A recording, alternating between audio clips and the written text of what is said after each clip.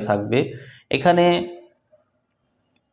অনেককেই আমি অন্য রাশিফলে রিলেশনশিপ নিয়ে কথা বলে থাকি যে সংসার ভেঙে যাচ্ছে বা সংসার টিকবে না, ডিভোর্স, এরকম কথা কিন্তু আমি এখানে বলিনি। এখানে আপনার ওইরকম সম্ভাবনা নেই। তবে রিলেশনশিপের ব্যাপারে আমি একটু কথা বলবো, সেটি হচ্ছে আপনার রিলেশনশিপ নিয়ে সমস্যা হবে। কারোর সাথে যদি আপনার প্রেম ভালোবাসা থেকে থাকে তাহলে সেই বিষয়টাই অনিশ্চয়তা দেখা যাবে। সেই ক্ষেত্রে আপনি তার প্রতি নিবদ্ধ থাকতে পারবেন কিনা এটি নিয়ে সন্দেহ থাকে। অর্থাৎ তার সাথে সাথে একাধিক রিলেশন আপনার হওয়ার চান্স রয়েছে। অর্থাৎ আপনার জীবনে একাধিক মানুষ এসে আপনাকে নক করবে। ফলে আপনি কাকে রেখে কাকে অ্যাকসেপ্ট করবেন, অথবা বিভ্রান্ত থাকবেন যে কে আসলে আপনার সাথে ম্যাচ করে, অথবা আপনি কারোর সাথেই ম্যাচ করতে পারবেন না, কেউই থাকবে না।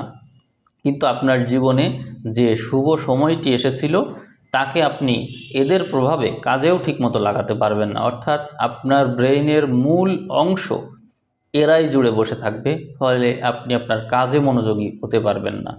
এই বিষয়টা রয়েছে। কিন্তু মনে রাখবেন, এই সময় যে রিলেশন হবে সেই রিলেশনের পরিণতি নেই।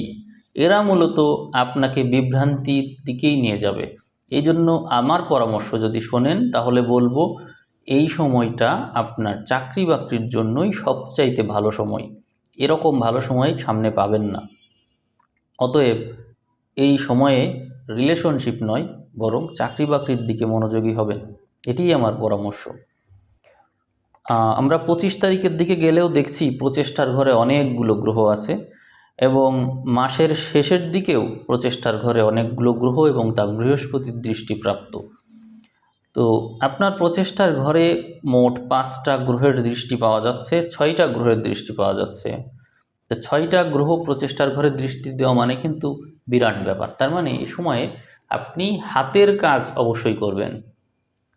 যদি আপনি শিক্ষকতায় থাকেন তাহলে শিক্ষকতার পাশাপাশি অনেকে টিউশন করে, সেটি করে আপনার আয় বৃদ্ধি পাবে। যদি লেখক হন তো লেখালেখির পাশাপাশি অন্য কিছু করবেন। যদি ব্যবসায়ী হন একটা ব্যবসার পাশাপাশি অন্য কিছু করবেন। মোট কথা, চাকরি বাকরি করলেও চাকরির সাথে সাথে বিজনেস স্টার্ট করবেন বা সাইড ইনকাম থাকবে। আপনি কোনো না কোনো কিছু পাশাপাশি অবশ্যই করবেন, এটিই এখানে দেখা যাচ্ছে। অর্থাৎ আপনাদের যাদের এইখানে জন্ম সময় চন্দ্র, রবি বা লগ্ন আছে, তারা প্রত্যেকে আপনাদের জীবনের সাথে মিলিয়ে দেখবেন ডিসেম্বর মাসে আপনাদের সাথে এই সমস্ত ঘটনা ঘটছে। অর্থাৎ আপনার আয়ের ক্ষেত্রটা অত্যন্ত ভালো, সম্পদের ঘরটা অত্যন্ত ভালো, এবং আপনি আপনার বুদ্ধিমত্তার অনেক উচ্চ স্তরে পৌঁছা